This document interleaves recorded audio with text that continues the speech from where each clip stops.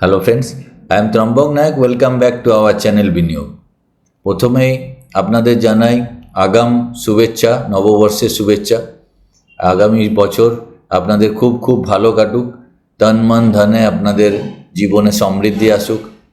তো মার্কেটও যেভাবে কামব্যাক করছে তাতে সামনের বছর আমাদের মানে বাংলার বছর ধরেই বলছি, সামনের বছরে খুবই ভালো আমরা সবাই অর্থ কামাবো এই আশায় রাখি। তো আজকে ডক্টর আম্বেদকরের বার্থডে, সেই জন্য মার্কেট ছুটি। সকালবেলায় আমি ভিডিও বানাচ্ছি।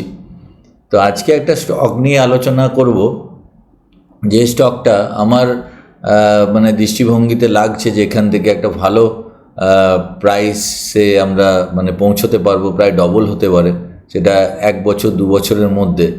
তো তার কারণ কিছু আছে, আবার কিছু সাবধানতাও অবলম্বন করতে হবে। তো সেই স্টকটা নিয়ে আজকে আমরা ডিসকাশন করব। তার আগে মার্কেট নিয়েও একটু ডিসকাশন করব। আমি আগের ভিডিওতেই বলেছিলাম যে মার্কেট যেভাবে গ্যাপ আপ ওপেনিংয়ে খুলেছিল মানে আগের সপ্তাহের শেষে মানে শুক্রবার দিন, তাতে ওই গ্যাপটা কিন্তু মেকআপ করতে মার্কেট একবার নিচে আসবেই। তো সোমবার দেখা গেছে কিন্তু মার্কেট একটু নিচে এসছে। আমরা যদি চার্টে যাই নিফটির, এখানে নিফটির চার্ট করলে আমরা দেখতে পাবো যেটা আমি বলেছিলাম। দেখুন এখানে ফ্রাইডেতে 7 এপ্রিলের পরে যখন মার্কেট খোলে 8 এপ্রিল, যে এই যে গ্যাপটা তৈরি হয়, এই গ্যাপটাতে কিন্তু এই গ্যাপটা তৈরি হয়ে আছে এবং এই গ্যাপটা কিন্তু আস্তে আস্তে নিচের দিকে কভার করছে। তো এখন গ্যাপের টেকনিক্যাল অ্যানালিসিসে বলে যে কোনো শূন্যস্থানই চিরকাল থাকে না। তো এখানেও প্রাইস কিন্তু সেই দিকেই যাচ্ছে। তো এখানে সামান্য আর একটু কারেকশন হতে পারে। আমার মনে হয় না যে মার্কেট আবার এই লেভেলে আসবে।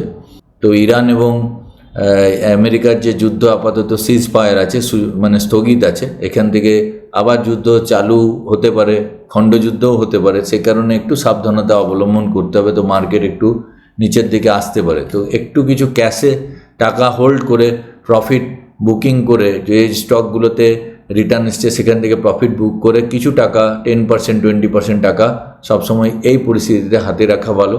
তো এই সব সময় কীরকম হবে, মার্কেট জাস্ট একটু ডাউন হওয়ার পর আবার মার্কেট র্যালি নিয়ে উপরে উঠবে, হায়ার টপ হায়ার বটম বানাবে। তো আমরা যে স্টকটা নিয়ে আজকে আলোচনা করব সেই স্টকটার নাম হচ্ছে হিন্দুস্তান জিঙ্ক। কিছুদিন আগেই একটা মানে হাইপ চলছিল যে সিলভারের প্রাইস নিয়ে। তো অনেকে বলছে জিঙ্কও এখান থেকে উঠবে। তো আমি এই চ্যানেলে আগেও ভিডিওতে বলেছিলাম যে গোল্ড এবং সিলভার প্রাইস যে উচ্চতায় পৌঁছে গেছে, এখান থেকে সেইভাবে আর বাড়বে না এবং একটা রেঞ্জ বাউন্ড হবে। আমি যে ড্রয়িংটা করেছিলাম, এই ড্রয়িংটা আমার আগে করা কোনো এক ভিডিওতে করেছিলাম, তখন এখানে ছিল সিলভার। তারপর আমি আগে থেকেই বলে দিয়েছিলাম যে এখানে এই রেঞ্জ বাউন্ডে সিলভার প্রাইস থাকতে চলেছে। তো দেখা যাচ্ছে অনেকটা সেই রকমই ঘটতে চলেছে এবং তার থেকেও নিচে সিলভার প্রাইস আছে। কমোডিটিতে কি হয়, প্রাইস স্টক মার্কেটের মতো অতটা ক্র্যাশ করে নিচে পড়ে না, কিন্তু এখন কি হবে যে প্রাইসটা একই রেঞ্জে হোল্ড থাকবে। সেটা গোল্ডের ক্ষেত্রেও আমার মনে হয় এবং সিলভারের ক্ষেত্রেও মনে হয়। তো হিন্দুস্তান জিঙ্ক এমন একটা কোম্পানি যে যারা জিঙ্কের মানে ওয়ার্ল্ডের বেস্ট জিঙ্ক প্রডিউসার এবং সিলভারের ক্ষেত্রেও 3rd বেস্ট প্রডিউসার। তো ইন ফিউচার জিঙ্ক এবং সিলভারের ডিমান্ড থাকবে। বিভিন্ন টেকনোলজি কম্পোনেন্টসে জিঙ্ক এবং সিলভারের দরকার পড়ে। তো সেই জন্য জিঙ্ক এবং সিলভারের ডিমান্ড কিন্তু আগামী দিনে থাকবে। তো সেক্ষেত্রে সিলভার এবং জিঙ্কের প্রাইসে না গিয়ে যদি আমরা সেই কোম্পানিগুলোকে আমরা আইডেন্টিফাই করি যেখানে যারা জিঙ্ক এবং সিলভার নিয়ে কাজ করে, আমার মনে হয় সেটা বুদ্ধিমানের কাজ হবে। সেই জন্য আমি হিন্দুস্তান জিঙ্ক নিয়ে যা দেখছিলাম সেটাই আপনাদের সঙ্গে আমরা আলোচনা করছি। তো হিন্দুস্তান জিঙ্কের মেনলি প্রমোটার হচ্ছে বেদান্তা গ্রুপ। অনিল আগরওয়ালজি এনার প্রমোটার। প্রায় 68% স্টেক আছে, বাদবাকি গভর্নমেন্টের স্টেক আছে 23%। কিন্তু ক্যাবিনেট মিনিস্ট্রিতে এটা অনেক দিন আগেই পাস হয়ে আছে যে গভর্নমেন্ট টোটালটাই সেল করতে পারে স্টেক। তো এটা একটা সাবধানতা রাখতে হবে যে গভর্নমেন্ট যদি টোটালটাই সেল করে সেক্ষেত্রে কিন্তু প্রাইসের একটু উথাল পাতাল আসতে পারে। সেগুলো মাথায় রেখেই এই কোম্পানিতে ইনভেস্টমেন্ট করবেন বা ট্রেড করবেন। তো হিন্দুস্তান জিঙ্কের আমরা যদি দেখি, এখানে আমি হিন্দুস্তান জিঙ্ক কেন বেছেছি, যেটা গুড কোম্পানি, যে যার মার্কেট ক্যাপ হচ্ছে 2,37,000 কোটি টাকা এবং ROC return on capital employed আছে 60% এবং রিটার্ন অন ইকুইটি আছে 72%। মানে খুবই ভালো। এবং ডেট টু ইকুইটি রেশিও এখানে আছে 0.82, একটু এই জায়গাটাতে মানে ডেটের দিকে বেশি আছে। আর যেটা পি রেশিও দেখছিলাম, যেটা মিডেন পির থেকে একটু ওপরে ট্রেড করছে। আর যদি আমরা পিআর কম্পারিজন দেখি, সেরকম পিআর কম্পারিজনের একটাই পিআর কম্পারিজন আছে, সাইজ মাস্টার টেক, তো তার পিই আছে 89 আর হিন্দুস্তান জিঙ্কের পিই আছে 20.36। তো এখানে যেহেতু মিডেন পির কাছাকাছি ট্রেড করছে, তার মানে কোম্পানিটা খুব একটা সস্তাও নয়, দামিও নয়। তো এখানে আমরা যদি কোয়ার্টারলি রেজাল্ট দেখি, দেখুন সেলস দেখুন অল টাইম হাই, যেখানে 2022-এ 7,800 কোটি টাকার ডিসেম্বর কোয়ার্টারে নেট সেলস আসতো, সেখানে ডিসেম্বরে 2025-এ 10,000 কোটি টাকা।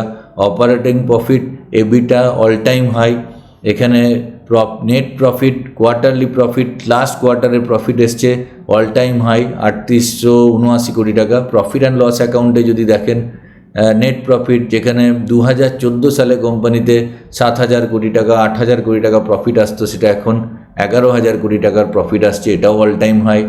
নেক্সট আমরা যদি ব্যালেন্স শিটে যদি আমরা যাই, তো দেখুন এখানে রিজার্ভ, কোম্পানির রিজার্ভ কিন্তু যেটা এই জায়গাটাতে একটু খটকা আছে, 36,537 কোটি টাকার রিজার্ভ ছিল। রিজার্ভ কিন্তু আস্তে আস্তে কমছে, এখানে 12,770 কোটি টাকা আছে। এবং বরোয়িং, যেখানে কোম্পানি 2014, 15, 16 সালে, ইভেন 18 সালেও বরোয়িং জিরো ছিল, সেখান থেকে বরোয়িং কিন্তু 12,000 বা 11,000 কোটি টাকার হয়েছে।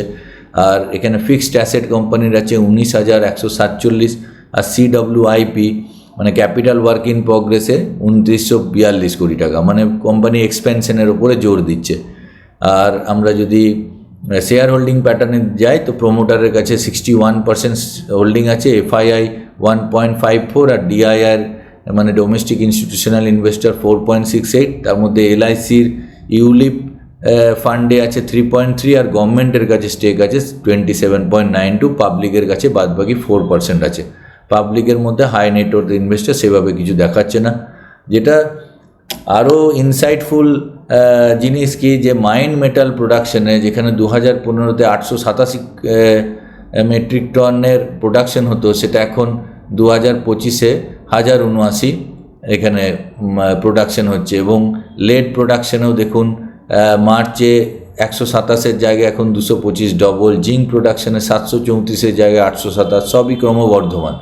তো এর যদি মেনলি এরা কি করে, মেনলি হোয়াট উই ডু, এখানে কোম্পানি লিখছে আওয়ার মাইনিং অপারেশন, যে রামপুরা আগোচা রাজস্থানে এনাদের টোটাল মাইনিং আছে, যেটা এখানে দেখাচ্ছে পিকচারে।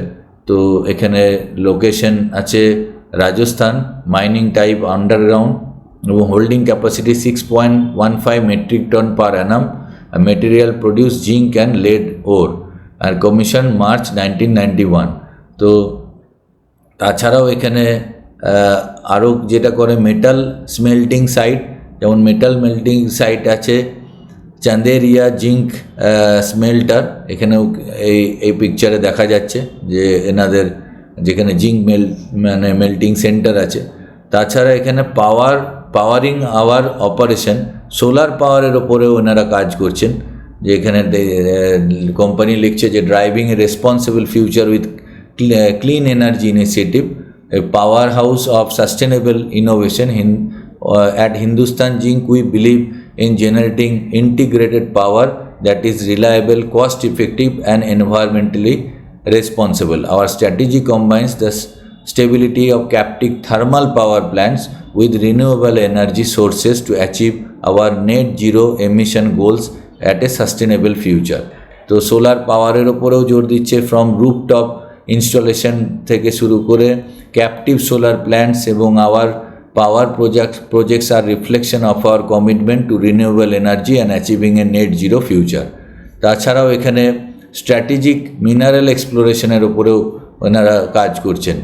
তো এই হচ্ছে কোম্পানির মোটামুটি ওভারঅল। তো কোম্পানিতে কিছু কিছু প্লাস পয়েন্টও আছে এই কোম্পানির, আবার কিছু মাইনাস পয়েন্টও আছে। যেমন ডিভিডেন্ড পেইং কোম্পানি হিসেবে এই কোম্পানিটি বিখ্যাত বলতে গেলে, যে প্রায় ডিভিডেন্ড মানে কোম্পানি পে করে। যদি আমরা ডিভিডেন্ড ইল্ড দেখি, তো কোম্পানির ডিভিডেন্ড ইল্ড প্রায় 5.16%, মানে অলমোস্ট একটা এফডির থেকে একটু কম আর কি, মানে ডিভিডেন্ডেই দিয়ে দেয়। এখানে আমি দেখছিলাম যে হিন্দুস্তান জিঙ্ক আমরা যদি চার্ট খুলি, তো হিন্দুস্তান জিঙ্ক লিমিটেড দেখুন, এখানে ডিভিডেন্ড হিস্ট্রিতে যদি আমরা যাই, তো এখানে 10 টাকা ডিভিডেন্ড দিয়েছিল 17 জুন 2025, তার আগে ডিভিডেন্ড দিয়েছে 19 টাকা 28 আগস্ট 2024, তারও আগে যান, এখানে 15 মে 2024 10 টাকা, তো এখানে ডিসেম্বরের 2023 ডিসেম্বরে 6 টাকা। তো এরকম দেখা যাচ্ছে যে প্রায় প্রত্যেক বছর 5.6% ডিভিডেন্ড ইল্ড আছে কোম্পানির। আর যেগুলো প্লাস পয়েন্ট আমি বললাম যে recently highest ever net sales আছে, নেট প্রফিট আছে, তো এগুলো কোম্পানির ফরে। আর যেটা কোম্পানির ক্ষেত্রে সাবধানতা অবলম্বন করতে হবে এখানে একটাই, যেখানে প্লেজিং পার্সেন্টেজ কিন্তু কোম্পানির প্রোমোটার 9.27% কিন্তু শেয়ার প্লেজ করে রেখেছে। তো এটা একটা মাইনাস পয়েন্ট। এবং ক্যাবিনেট মিনিস্ট্রিতে অলরেডি এটা পাস হয়ে আছে যে হিন্দুস্তান জিঙ্কে যেটা গভর্নমেন্টের হোল্ডিং সেটা সেল করে দিতে পারে গভর্নমেন্ট, তো সেটাও একটা মাথায় রেখে কাজ করতে হবে। এবার যদি আমরা চার্টে আসি, দেখুন হিন্দুস্তান জিঙ্কের যদি আমরা চার্ট খুলি, তো এখানে আমি চার্টে আমি দেখছিলাম যে জাস্ট 300 ডে মুভিং অ্যাভারেজের ওপরে ট্রেড করছে। মার্কেট যেভাবে প্রচণ্ড পড়েছে সেখান থেকে কিন্তু হিন্দুস্তান জিঙ্ক সেইভাবে পড়েনি, এবং এখানে একটা কাপ উইথ হ্যান্ডেল প্যাটার্নের মতো তৈরি হয়েছে হিন্দুস্তান জিঙ্কের, যেটা আগামী দিনে এখানে একটা চার্ট ফরমেশনের তৈরির মতো হয়ে আছে। তো চার্টে আমরা একটা কাপ উইথ হ্যান্ডেল প্যাটার্ন এখানে দেখতে পাচ্ছি, একটা বড় কাপ এবং তার সাথে হ্যান্ডেল তৈরি করেছে। তো এখানে কাপ উইথ হ্যান্ডেল প্যাটার্ন অনুযায়ী যদি টার্গেট আমরা সেট করি হিন্দুস্তান জিঙ্কের, তো এখানে আমরা ড্রয়িং করে জাস্ট বানিয়ে নিচ্ছি যে কারেন্টলি এখানে ট্রেড করছে 562 টাকায়, আর টার্গেট হওয়া উচিত এখানে প্রায় 1130। মানে এখানে যদি আমরা এখন হিন্দুস্তান জিঙ্কে এন্ট্রি করি তাহলে প্রায় একটা 100%-এর গেন এখানে আশা করা যেতে পারে। কিন্তু অবশ্যই দুটো ফ্যাক্টর মাথায় রাখতে হবে, যেটা আমি বললাম যে প্লেজিং পার্সেন্টেজ এবং গভর্নমেন্ট স্টেক সেল করতে পারে। তো এই দুটো ফ্যাক্টরই নেগেটিভ, বাদবাকি কিন্তু হিন্দুস্তান জিঙ্কের মানে রেজাল্ট খুবই ভালো, টপ ক্লাস কোম্পানি। এবার এখানে 300 ডে মুভিং অ্যাভারেজের যদি নিচে পেয়ে যান, একটু যদি ডাউন সাইডে পাওয়া যায় হিন্দুস্তান জিঙ্কে, তো ডেফিনেটলি এখানে এন্ট্রি নিলে একটা 100%-এর গেন হয়তো 2 বছর 3 বছরের মধ্যেও যদি আমরা দেখি, সেক্ষেত্রে ভালো রিটার্ন আসতে পারে। তো এটাই আমি আজকে আলোচনা করলাম। তো আমি বারবারই বলে থাকি, আমি কোনো এই চ্যানেলে রেকমেন্ডেশন করি না, আমি জাস্ট এই চ্যানেলে আমি নিজে যেভাবে পড়াশুনো করি বা রিসার্চ করি সেটাই আপনাদের সঙ্গে শেয়ার করি, এবং আপনাদের শেখাবার উদ্দেশ্যে আমি এই চ্যানেলে আসি। তো আপনি ইনভেস্টমেন্ট করার বা ট্রেড করার আগে আপনি অবশ্যই নিজে রিসার্চ করে নেবেন ভালো করে, কিংবা সবথেকে ভালো হয় কোনো সেবি রেজিস্টার্ড রিসার্চ অ্যানালিস্টের পরামর্শ নিয়ে ট্রেড করবেন। আমি বলছি বলেই আপনি একবারেও ট্রেড করবেন না, এন্ড অফ দ্য ডেতে আপনার প্রফিট আপনার লস আমি শুধু এই চ্যানেলে আপনাকে শেখাতে থাকি। তো আশা করি ভিডিওটি ভালো লাগছে। ভিডিওটি ভালো লাগলে প্লিজ একটি লাইক দেবেন, আর এখনও যদি চ্যানেলটি সাবস্ক্রাইব না করে থাকেন তাহলে প্লিজ সাবস্ক্রাইব করে নেবেন, আর বন্ধুদের সঙ্গে শেয়ার করতে ভুলবেন না, আর বন্ধুদেরও সাবস্ক্রাইব করাবেন। আর একবার আপনাদের শুভ নববর্ষের অনেক অনেক শুভেচ্ছা।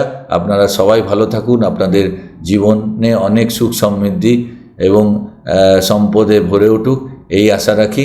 তো আজকের জন্য এটুকুই, পরের ভিডিওতে আবার দেখা হচ্ছে। জয় হিন্দ, জয় ভারত।